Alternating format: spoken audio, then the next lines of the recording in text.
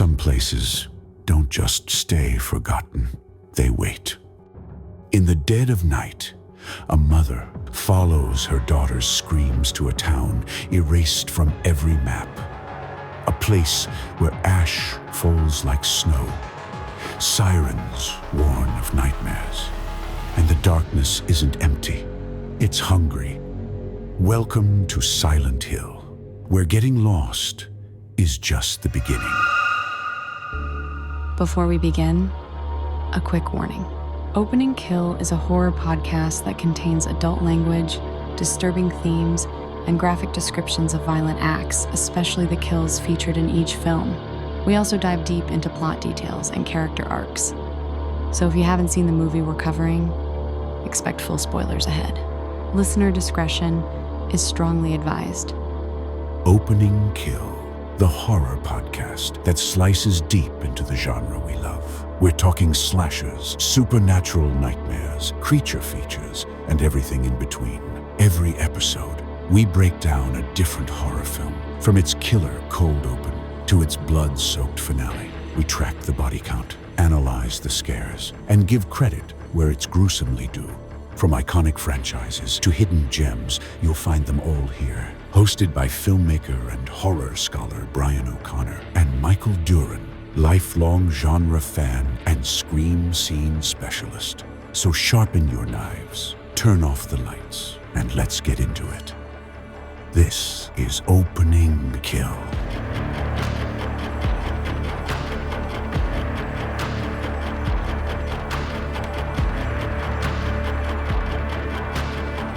And welcome to episode 45 of Opening Kill, the Silent Hill episode. I'm Brian O'Connor, along with my broadcasting partner in crime, Michael Duran. Hello, Michael. Hello, that's me. How you been? What you been up to? Anything new? A lot of busyness at work, so it's, I'm ready for the new year, like we were talking before. I'm ready for the new year because this one kicked my ass. Yeah, this one was not enjoyable. This one was a drag, but also somehow went very quickly. Yeah, not a fan. We can move forward. Let's just we fast forward to 2026. See if it's any better. It can only go up from here. That's my attitude right now. That's a glass half full, because it can always go down, Brian. It can always go back down. Ever the optimist. It is my friend Michael Duran. That's me. It's what I'm here for. It's bringing the joy. Hey, you know what came out last week? And I didn't even know this movie was being made. But do you remember back in 2022 there was a Norwegian film that came out called Troll? I don't know if you saw this. Yes, I did not see it, but I know of it. It's like they're big, right? They're giant. Yeah, they're that's huge. Troll Hunter. Troll Hunter. These ones are huge too. They're both huge okay. in Troll Hunter and in but Troll. different movies. Different movies. Yeah, okay. Definitely. And I loved it. It's a Norwegian epic monster film. Well, they just did a sequel and released it last week on Netflix, and I'm so excited. I have not seen it yet, but that is what I am going to be watching tonight. Actually, I want to get into that, and I'll report back next week on if it was as good as the first one. Okay. Yeah, I'll need to check out the first one because I've not seen it. But I do love big monster movies. Foreign films, very hit or miss for me. I've got to be in the mood to like buckle in and read the whole time. But there's some absolute bangers of foreign films, so I'll probably check it out at some point. I did not watch anything this week besides the kids. The kids. I watched them. I watched a parade last night. The kids had fun with that, and we did get a new cat. We got a new cat. That's okay. I saw that on Hannah's social media, and I'm like, wow, your house is really hopping right now. So luckily, we have two other cats, and they don't want anything to do with us, so they just live outside. I give them a wave, and I feed them every once in a while, but that's that's the extent of our relationship.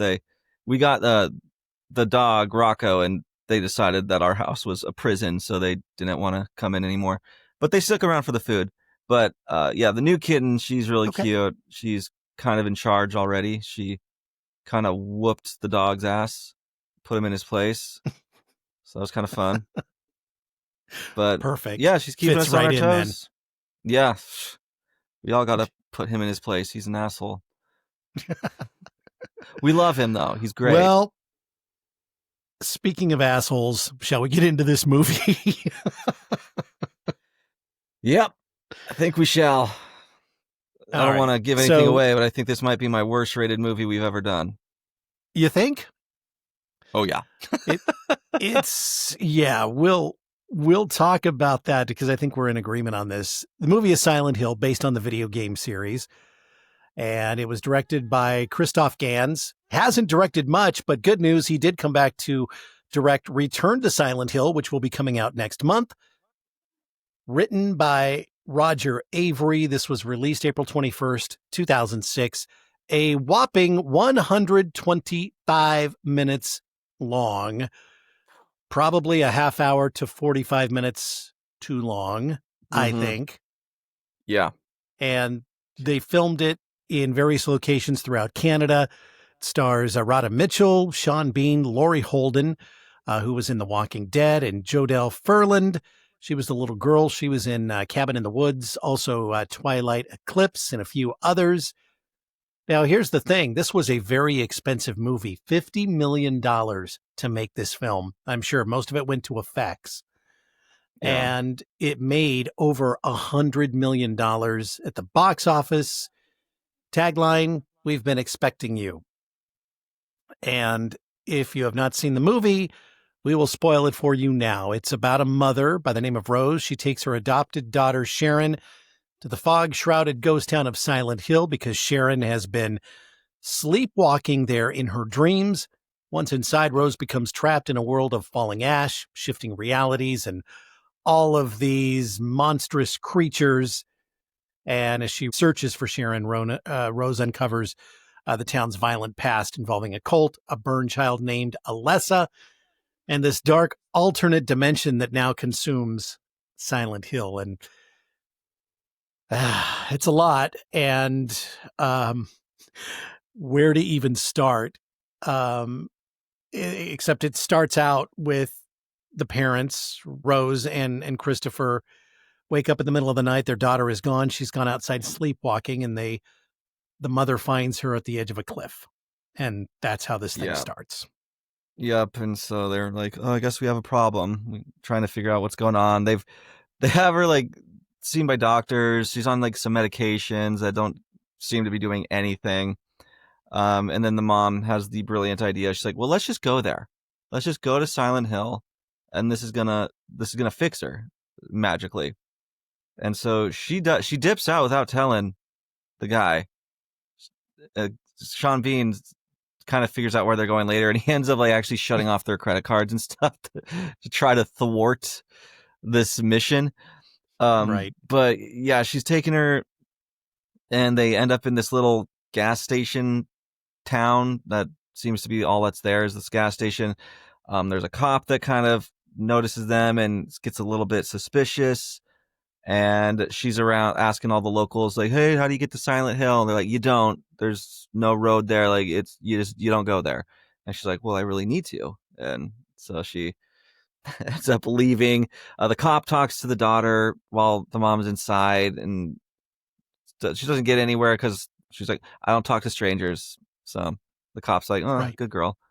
And so then she ends up following them. They take off. She follows them, hits the lights to try to pull them over. And that's when the mom just guns it.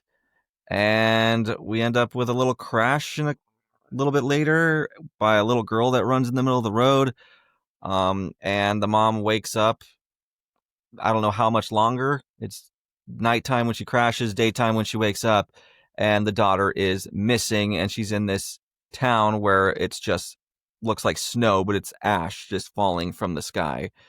And that's how we get to Silent Hill. That ash bothered me. Did it kind of give you flashbacks to a couple years ago in Southern Oregon when the ash was so bad? From the fires. Yeah. Yeah. that was rough a couple years ago. That's all I was thinking. I was like, I can smell how this picture looks, and it's not good. So, yeah, she wakes up and climbs out of the car, and the car won't start, of course. Right. And so she goes running into the town. She does a lot of running in this movie, and she's running down the street a lot. And I don't know why or where she's going or what she thinks she's doing, but she's just running for no reason to me. That jumped out at me. No, that's 90% of this movie is her walking around looking for something. Ooh, a spooky monster jumps out of nowhere. Nothing really comes of that monster. And then things are normal again, walks around more. It just rinse and repeat for 2 hours. That's really what this is. Oh my God, that is so funny. You're it's crazy because on. nothing happens with these monsters. They scare her, and that's it.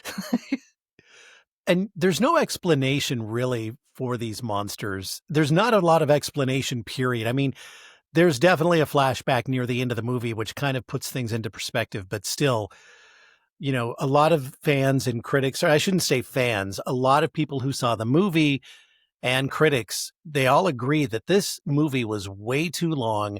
The plot got very weird and very hard to follow. I think it was Roger Ebert, actually, the late Roger Ebert, who just could not figure out the movie and gave it, I think, 1.5 stars or 2 stars. So it was something very horrible, but he said it was just way too long. It might look beautiful, which it does, but yeah, as far as the plot goes, it gets really weird really fast. So, and I mean, yeah, I think that hits it right on the nail on the head. Is it's confusing. Like I could figure out what's going on. I could Google and really dive into it to really figure out what happened. I just don't care enough to. Like, it's one of those movies that it's just so like, I don't care. And I didn't care while I was watching. I don't care now. It was just a fucking chore to get through this one. But I guess the first little bits of creatures she comes across pretty quickly. She goes into this room, and then she hears like a siren go off, and then all of a sudden everything starts to turn into another dimension almost. Like you see things just like floating to the sky, and it's like replaced with this room with like chain link fence everywhere. She stumbles upon this guy that's like gutted, hanging on the wall, kind of appears to still be alive because his eyes are moving.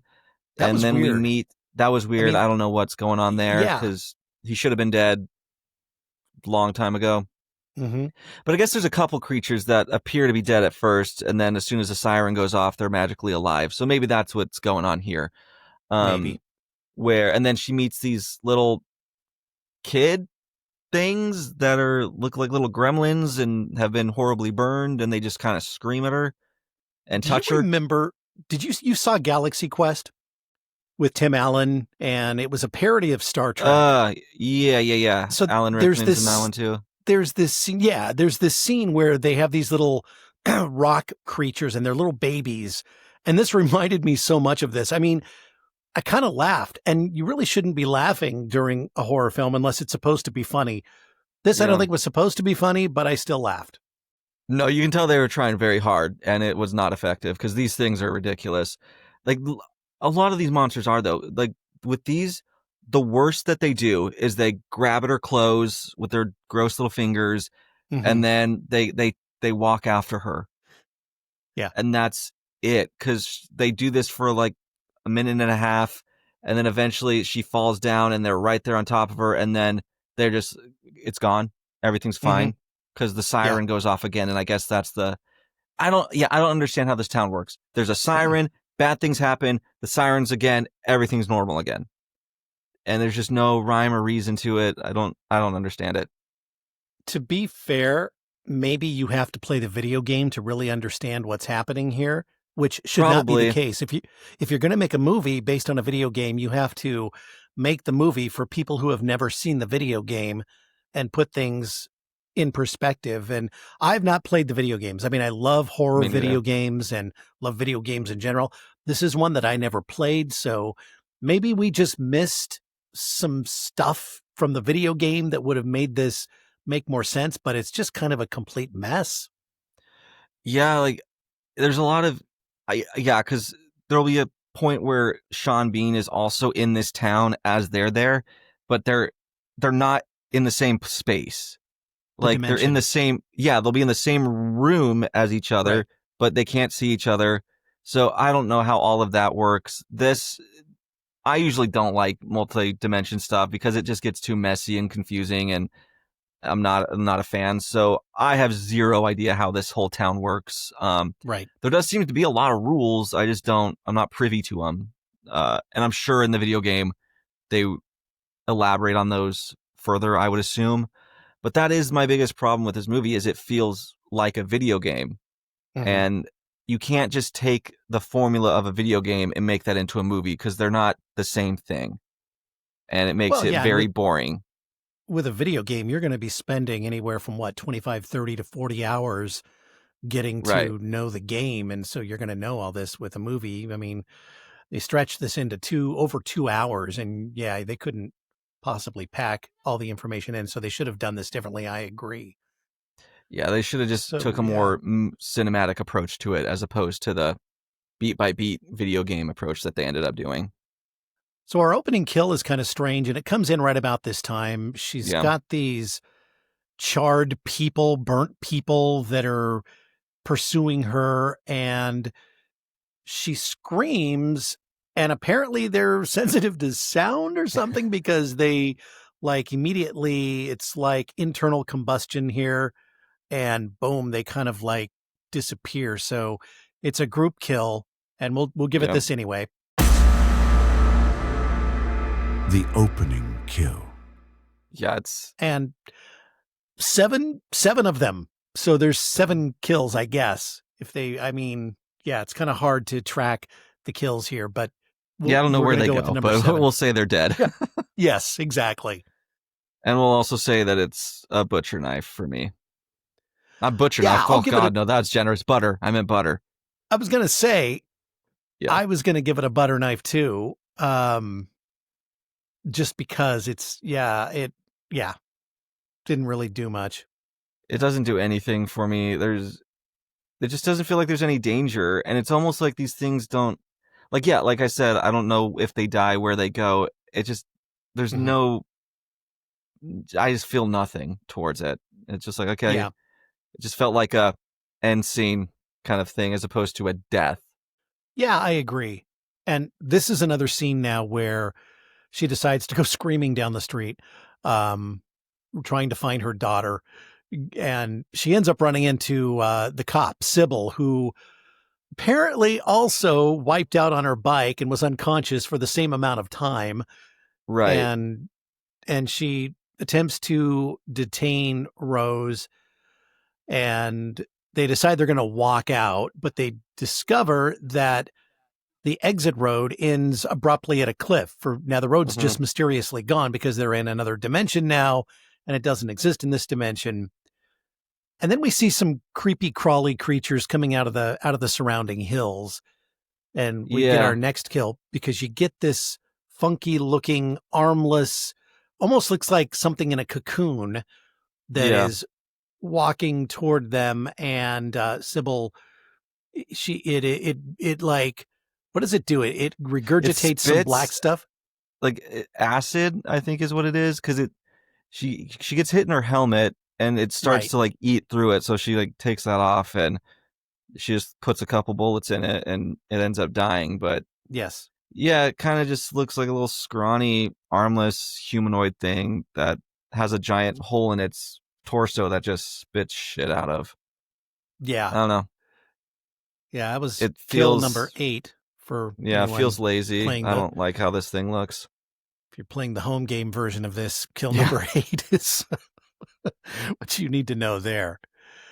And here it just continues to get a little stranger. Rose is able to get away. Well, Rose runs away. She met that little homeless girl first, right? Before she ran back into Sybil. So that's how that's how Rose discovers that there's no road, because she ends up on the precipice, and then there's like this homeless lady that's like talking to her, and she asks her, like, have you seen my daughter? She pulls out her little locket that has the picture of her kid, and the homeless lady's like, that's my kid. And then she kind of gets a little bit violent with her, ends up falling down, and Rose just kind of takes off, and that's eventually she ran into Sybil. But yeah, so I guess there are other people here. It seems pretty abandoned, but we'll discover there are actual people here, but they just keep hidden until it's convenient for them not to. Yeah, she's played by that homeless woman. She's an outcast, as we'll find out, played by Dahlia Gillespie. Or her name is Dahlia Gillespie, played by Deborah Kara Unger. And I mean, there were some decent performances in here from some of the actors. I'll give you that, but you can't just go based on performances alone. You've got to have a movie that is cohesive, and this just felt like it was all over the place. So yeah. So what even happens next? It's just a blur. We're going to go through it the best we can, but it's really all over the place. We learn about Alessa Gillespie, who is Dahlia's daughter, and she was a girl who was burned by a local religious group who call themselves the Brethren, and we're going to meet them here pretty soon. But the thing is, this keeps going back and forth between dimensions. So in the real world, Rose's husband, Christopher, he is now on the hunt, and he gets to Silent Hill, and the cops won't let him cross this bridge to go into town. Right. But he says, my wife and daughter, they came through here, and they're like, oh, okay, we want to talk to you. And so then we meet Officer Thomas Gucci, played by Kim Coates, and Gucci eventually explains that he saved Alessa from the fire years earlier and advises Christopher to stop searching.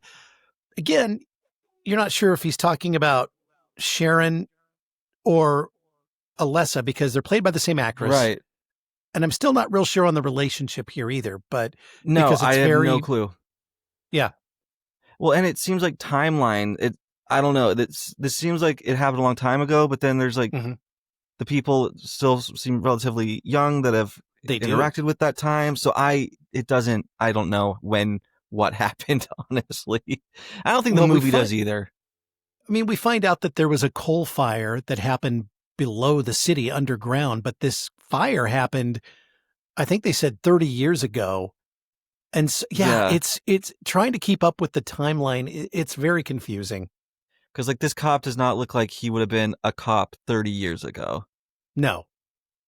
Like, I don't know how old he is, but he looks maybe 45-ish. Yeah. If that. I mean, so, if he were maybe in his early to mid 50s, he would have been like a rookie, but I don't know. I mean, he didn't look like he'd been around, that long.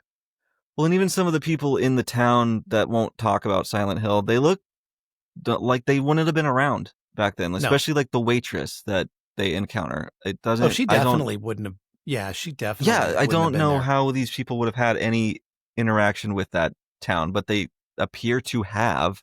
So it does just seem like time doesn't work the same way it works other places in this area, which then just makes it more convoluted and ridiculous. That's one way to put it, my friend. So we'll go back into the fog dimension, and Rose sees this little girl. I mean, we keep switching back and forth here. Rose sees this girl who looks just like Sharon, but it's not. And she's revealed to be like an aspect of Alessa. And it's weird. So then when she finally kind of comes face to face with this girl, the girl just turns around, does something creepy, and then just combusts into flames, which causes Rose to kind of freak out a little bit, as it would. And just meets back up with Sybil again. Like, they just keep getting separated and then come back together. And they also met Pyramid Head briefly before this happens with his comically too big sword. And there was some cockroaches that I guess, I don't know. Just for fun, let's throw in some cockroaches. Yeah, there was some cockroaches that eat people, I guess. And then there's also a guy, I do not understand this scene at all, that was like tied up. And then he like comes alive and he touches walls and those walls turn into like vein things. Again, nothing happens with this guy. He just shows up and veins up the walls and pieces out. So yeah, that's this. I don't know. It's weird.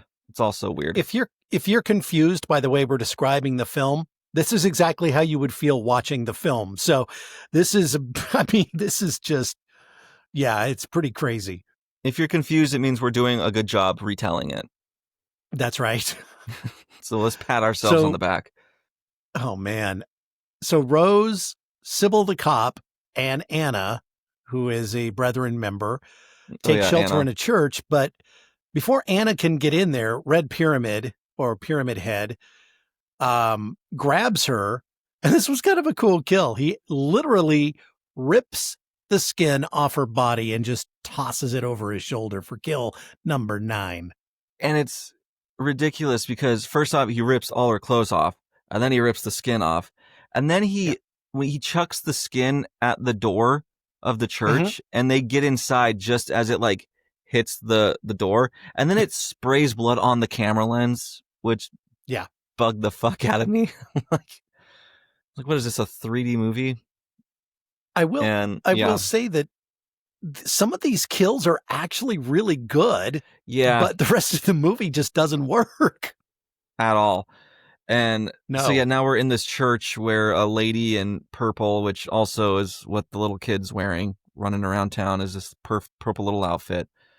And there's a bunch of folks in the church, and they get really upset with Rose and Sybil when they're first there, and then they're kind of like get told to stand down. And this is the point, I will say, where I paused the movie thinking, oh, this has got to be over soon.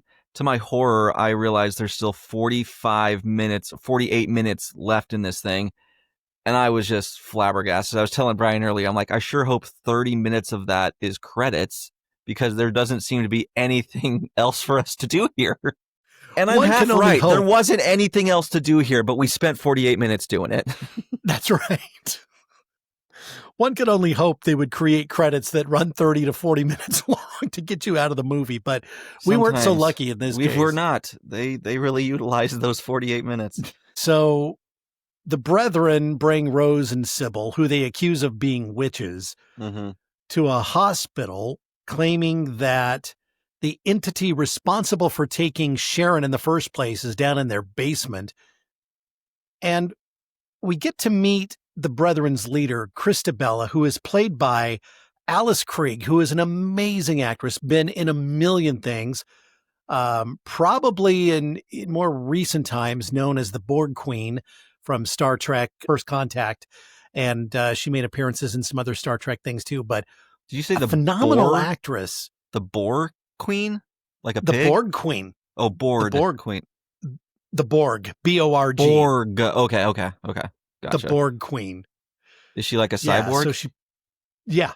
Okay. Kind of. They're human with some technology kind of put inside them. Yes. Gotcha. So they're both. Okay.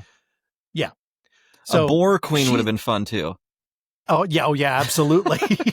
Queen of the Boars. Yep. Well, it would have fit this movie. Yeah. But so she's in this movie, and she's phenomenal in this movie. Always been a great actress. And she looks at Rose's locket that she has around her neck and sees Sharon's photo in it, and concludes that Rose and Sybil are connected to Alessa, who's the other, like the doppelganger of that's the Sharon. Purple dress Sharon. Yes. And so the Borg Queen orders their execution, and Sybil attempts to hold the group back while Rose is able to escape into this elevator shaft, which just gets ridiculous here in a minute. It just gets ridiculous. Oh my God. How many floors do you think this thing dropped? 1 million? Felt like it, because like all the way down into actual hell. Yeah. Where they'll find the masters of this movie. Oh boy. But so Rose, is able to get out of the elevator, and we cut back up to the top. And right before that, actually, Sybil, there's one of the brethren trying to get Rose in the elevator, and Sybil bashes his head in for kill number 10. And then Sybil gets the shit beat out of her by 2 or 3 of these goons from the brethren. Yeah. And you're kind of left with the impression that she's dead, but you're going to find out soon that she wasn't. Nope, of course not. She's going to pop right back up at some point in this film for no reason. Yep. Dude, I'm not going to lie to you, Brian. This part, I was on my phone checking out a little bit. Like, you were on your phone watching the basketball game or something. Doing anything but giving this my full attention. Oh boy. It's rough. Because we get some nurses that are weird. Oh, so okay, so that was kind of a cool thing. I mean, yeah. Before that, no, it's not before that. It is right there. You're right. Yeah, these nurses, they're disfigured. They're dead. She's got her flashlight on, and they're coming towards her. As soon as she turns the flashlight off, they just freeze. And now she's gonna wind her way through them to get by, and I guess they can still detect sound. Yeah. And then they start attacking each other. So 5 nurses. I don't know why they did that either. It doesn't make any sense. No, it doesn't. It just turns into friendly fire for convenience. Yes. It's got to be. So then, she's able to get out of there without anything happening to her, because that's what happens when any monster comes up around her. She just gets away without them really trying that hard. Yeah, they're really not. The only one who tries is Pyramid Head. That's the only one. And even him sometimes. He could have gotten through the church door, because we saw him get through an ironclad door before, but he just doesn't because the plot wasn't ready for him to yet. No, it sure wasn't. Sure wasn't. So she gets through these nurses after 5 of them that we see kill each other. So kills 11 through 15. And she ends up in Alessa's hospital room. And now we get this flashback, and it reveals that Alessa was socially ostracized for basically being born out of wedlock. And she was sexually assaulted by the school janitor. Random. Christabella. That was the guy who was tied up in the bathroom.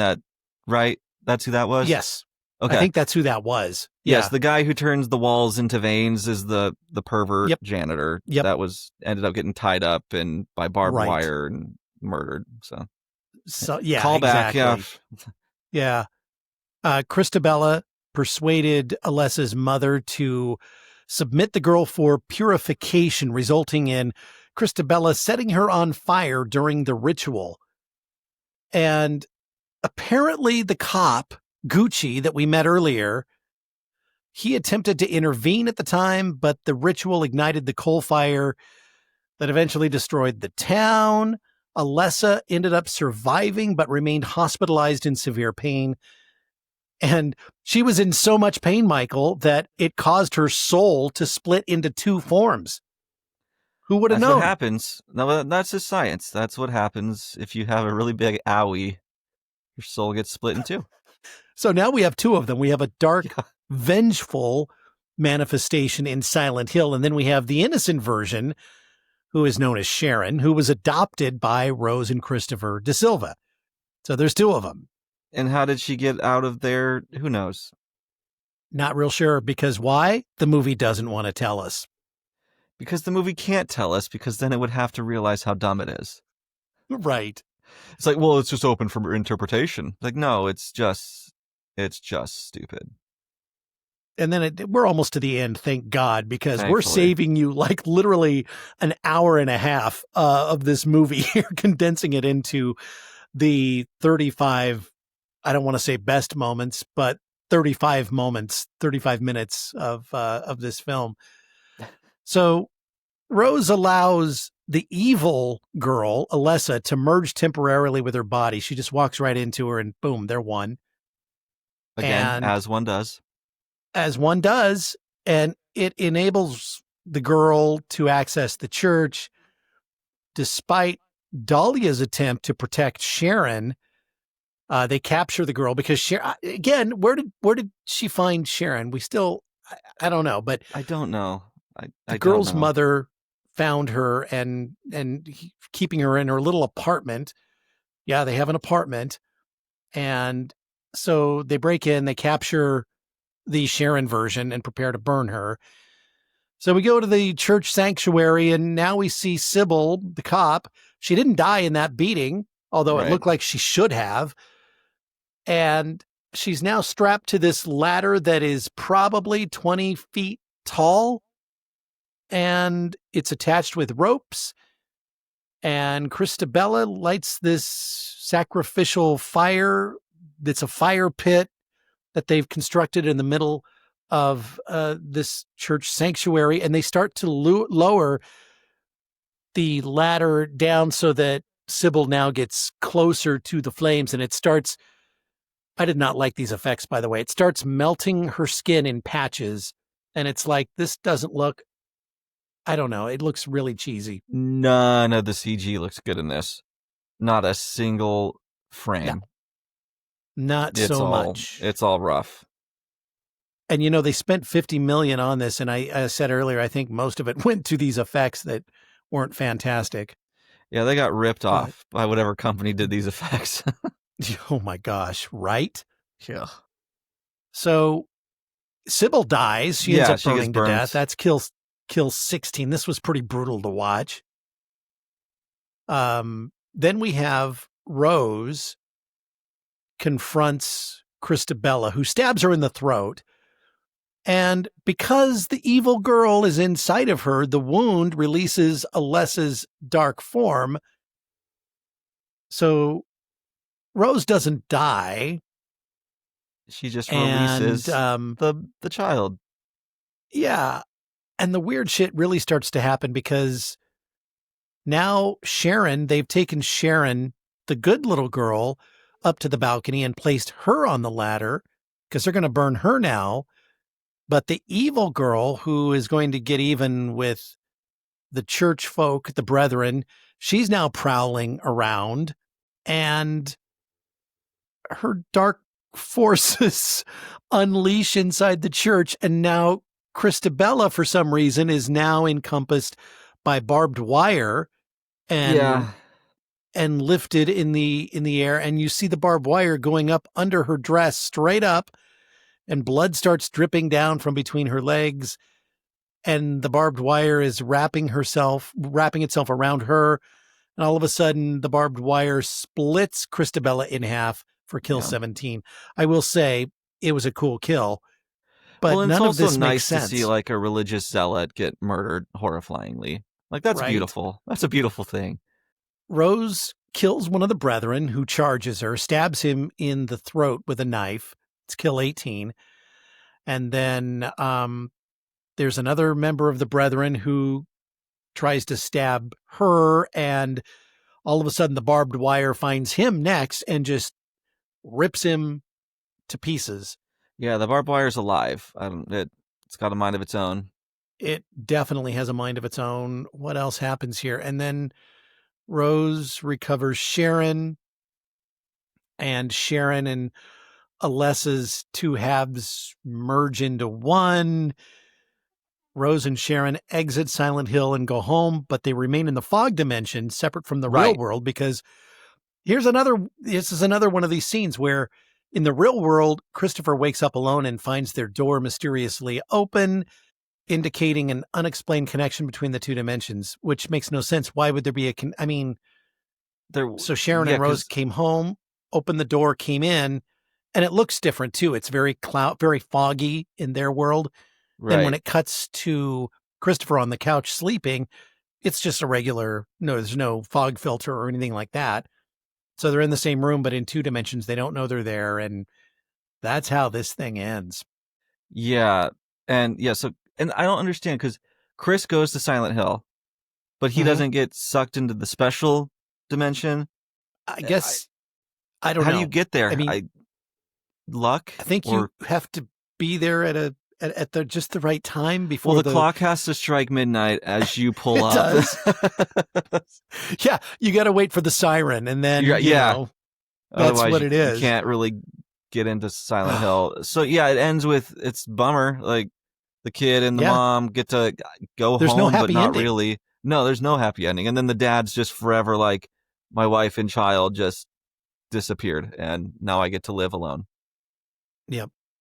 Well, and there you have it, Silent Hill. I hope you're as confused as I still am. Like I am. I mean, I've watched this movie. I've seen it before, and I watched it again, and it just the plot just doesn't really.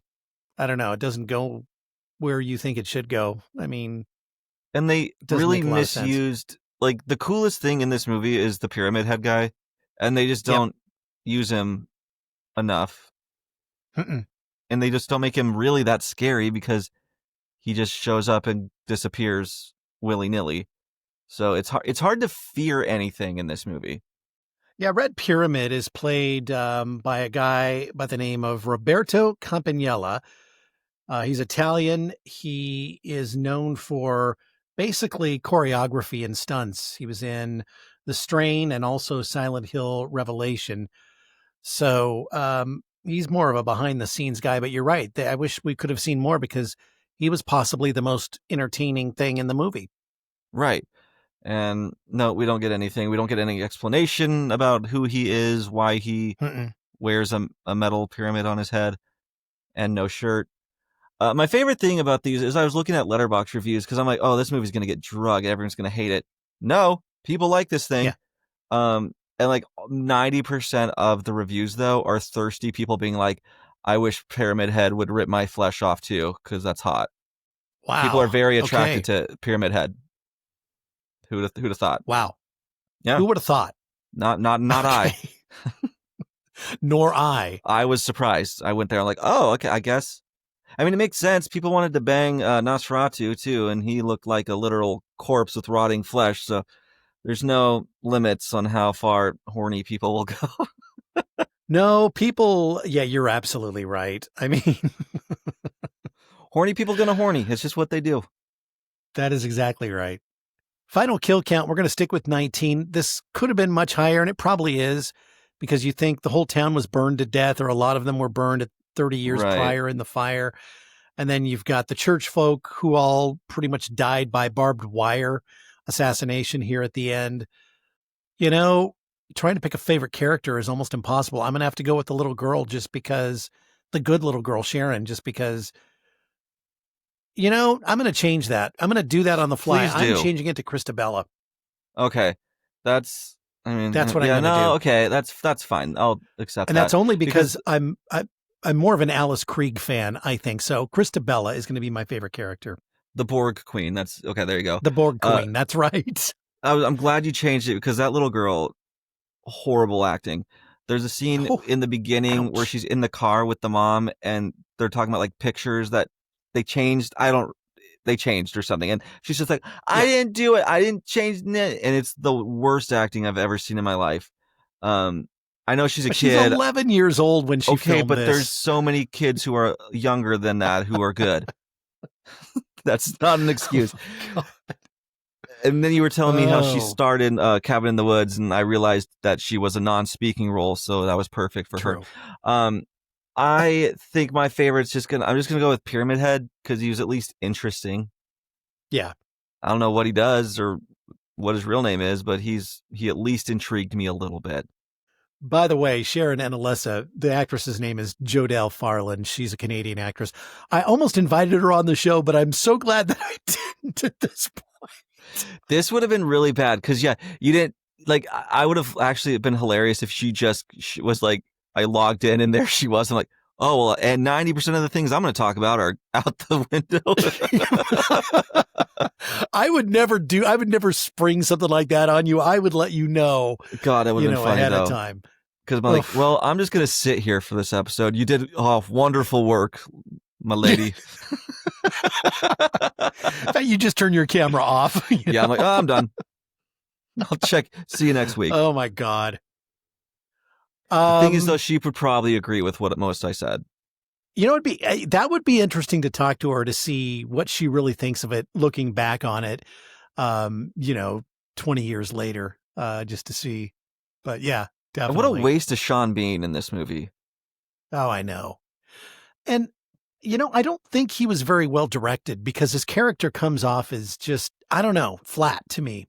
Yeah, Like like a there's lot of no them like do. really like if my kid was missing and my wife was missing, I would be feral. And he just seems Mm-hmm. very kind of chill about the Yeah. whole thing. But Mm-hmm. I don't Yeah, know. Yeah. there didn't seem to be a sense of urgency. I mean, there was kind of in the beginning, but then he just gives up and that's it. And Yeah. so, yeah, I don't know. I guess and then I like agree. what's your favorite scene? Um, I would say the dead nurse, the deformed nurse scene was Mhm. sufficiently creepy. I did like the way they looked and the way they moved, and that was pretty creepy. So I would say her kind of navigating that. My next favorite were the end credits. Ah, what a good scene. Yeah, Those were because that beautiful. meant I could be free. Yeah. It's like, oh, we're done here. I would say my favorite was just the pyramid head ripping the skin off because that was at least something. And then the barbed wire kill of the Borg Queen I thought was satisfying Christabella. because she sucks. Yeah, Evil person. So yeah, those two probably the only standouts overall for me. that was actually my favorite kill was Yeah. the Christabella being ripped in half by barbed wire. Yeah, for sure. Yeah, it's kind of sad that my favorites are just the kills because those are like the only things that were like, oh, something happens at least. Something did happen. Yeah. Uh, final girl score too, maybe. I mean, 0. it just seems like there were a lot of decisions that weren't real smart in this. I don't know. Well, guess she just runs off on her own all the time. I mean, just running down the middle of the street for one thing, and you don't know why she's doing it or where she's running. I mean, I don't know. I know she's looking for a little girl, but it just seemed out of place, and she does it a lot. So It's 90% of the movie. So yeah, 0 for me. I refuse to acknowledge her as a final girl. perfect. How screwed are we? Well, I would have been I fine because I never would have taken my child there in the first place. right. And I would have been calling the police before, I mean, going into a haunted, creepy town like that. I don't know. Yeah, I would have stuck with doctors and, science as opposed to going to a mythical town thing. Right. Yeah. No, I think I would have been perfectly fine because I would never showed up in this movie. Now, here's the fun part. What's your star grade? 1 Yeah. I'll, I want to give it even half a star. Like I hate this movie. This is a shitty dog shit movie. But just because a couple of the creature designs were cool, a lot of them weren't cool, but a couple were legitimately cool. I'll give it one star. So, because of the production value, the scenic design, and some of the kills, I'm going to give it a 2. If it weren't Okay. for those, I think I would be down there with a 1 as well. I hate movies that are just so confusing that you have no idea what's going on through most of it.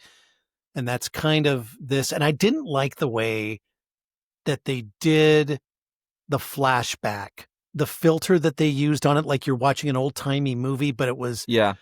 there are ways of doing that. I didn't think that was necessarily the way to convey that flashback. And I was more No. distracted by the effect they were using than actually paying attention to what the message was in that flashback. Well, and the problem with that flashback is too is that it's explaining the past like 2 hours of nothing that this movie is. It's Mhm. just such like I don't mind exposition dumps. I honestly I don't. A lot of people do.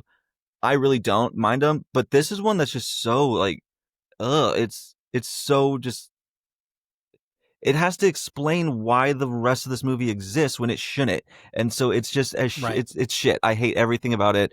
It's not a good exposition dump. It's just so heavy-handed and I wouldn't have minded it if what came before was maybe 45 minutes, Yeah. but the fact that it's so long of nothing that then has to be explained by this ridiculous exposition dump. It's just painful. It is. I agree. So, Michael, are you ready for your slasher survival tip? You hit me with it. Why not?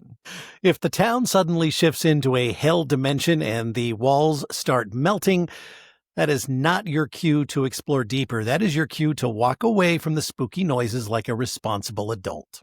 I love that. I wish she would have done that. Then we could have been spared. Yeah, I wish that she would have done that at the very outset when she first stepped foot in the town, and then we could have had like a 30-minute short film that would have been, maybe you could have added on to later. That would have saved us, I think. Or she could have just not kidnapped her kid. Well, there's that. There's that too. I mean, there's totally that. Yeah, we didn't even really touch on that. She straight up's a kidnapper. Yeah. Yeah, the fact she didn't even tell her husband that she's taking the kid, and he's trying to call her all day, and she's not answering. She's sending him to voicemail. So that is Silent Hill. Watch it at your own peril. Yeah, just don't. Just take what we told you and realize it's not worth watching. And I'm sure the video game is much better. So if you're a fan of the video game and you don't like us bagging on this movie, go play your video game. And right. Maybe we'll review that in some other podcast someday. I won't. Okay, good. I think I'm done with Silent Hill. All right, your scare preview coming up. First, let's say hi to Courtney from Jaunty Haunts, who is an amazing podcaster. She created this show literally about the same time we created this one. We debuted the same week in October of 2024. And for 30 years, she kept a secret that she could see ghosts. And now she is telling her story. Yep, sharing it with the world. She's inviting other people to share their experiences as well. And I like that she doesn't just strictly stick to only like haunted stories. She brings in things such as cryptids. She does so many other cool paranormal creature type of episodes to keep you entertained, no matter kind of what you're really interested in. There's going to be something for you with Jaunty Haunts. So check that out wherever you get your podcast. All right, so for me in the scare preview, let's see if we have a match.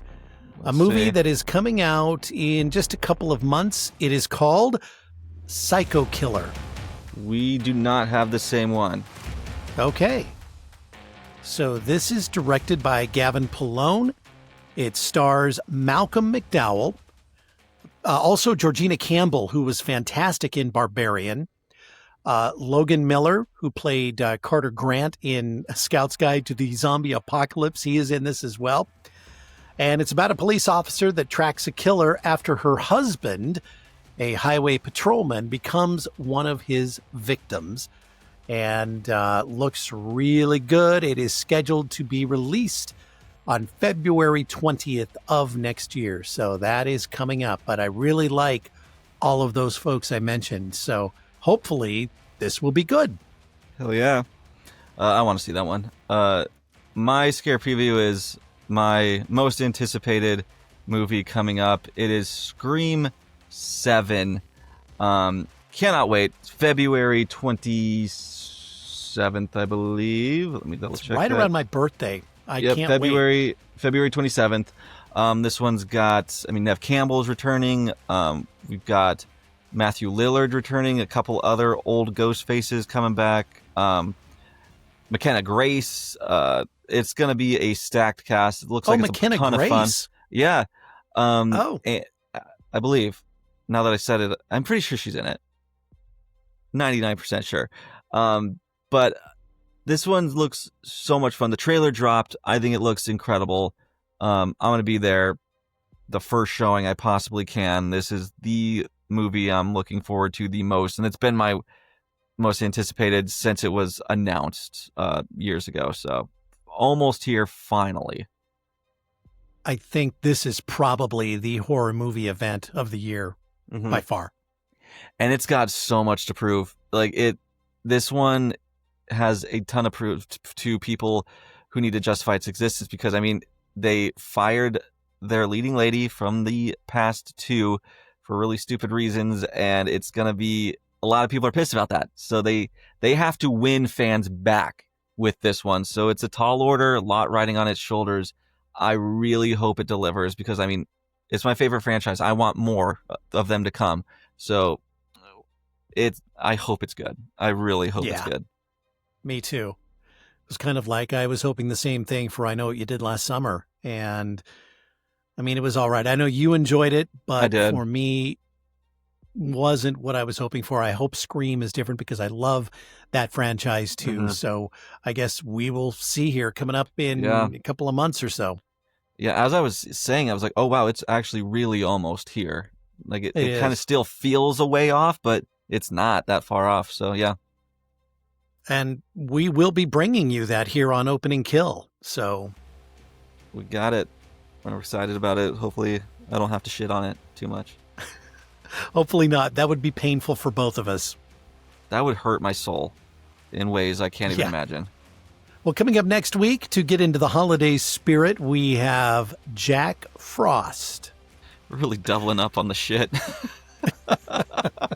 Oh boy. It's, I haven't seen it yet. So, oh, you haven't? Not yet. Okay. I've seen it, but it's been 20 years. Okay. So we'll see. Okay. Yeah, I'll watch it and we'll do this and we'll give you our thoughts on that as well. In the meantime, please subscribe to us. You can follow us on Instagram and Facebook and make sure you tell all your friends about us. And we're on YouTube. The video version of this appears on YouTube in all its glory. Yeah, so you can see the faces behind the voices and some fun backgrounds that we've got going on. So if you need something visual to keep your attention, video version is available. Audio is also available on YouTube, so it's kind of like a one-stop shop if you want it to be. But yeah, be sure to rate, review, share the podcast with anyone who might like it. That definitely helps a lot. And if you want to email us, you got some comments, concerns, shoot us an email, openingkillpod@gmail.com. Sounds like a plan. Well, Michael, I will see you next week. Can't wait. It's going to be a good one. Well, maybe. It won't be. Opening Kill is produced by Mystic Cloud Productions and hosted by Brian O'Connor and Michael Duran. New episodes drop every Thursday wherever you listen to your favorite podcasts. And don't forget, you can watch the video versions on YouTube. See you next time. If you survive the opening kill.